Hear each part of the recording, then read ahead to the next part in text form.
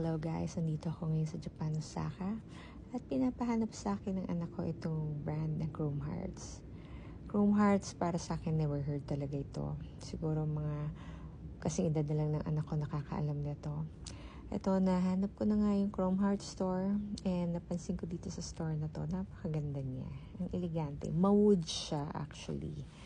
Ayan, napansin ko din na mas marami siyang shades and mas marami siyang parang accessories kesa sa mas maraming apparels na kinikira nila.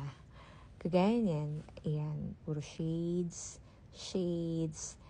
and more shades pa.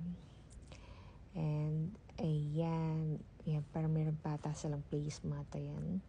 And more shades pa. Ang ganda talaga ng wood nila kung mapapansin nyo. Ayan. Okay. Ayan. Nakita ko na yung kanyang jacket na gusto niya. At yan yung mga apparels lang na kinikare nila. And pinapili ko yung anak ko kung ano ba yung gusto niya. Etong may logo sa likod o yung wala. And ang pinili niya yung walang logo sa likod. At ang kanyang size ay extra small.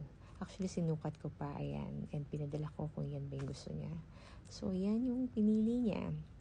Ayan yung presyo niya at nagulat ako at napakamahal pala nitong jacket na to.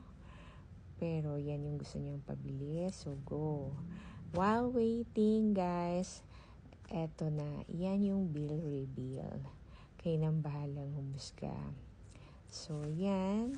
Then pagkabayad ko, naglakad-lakad muna ako. Tingin-tingin.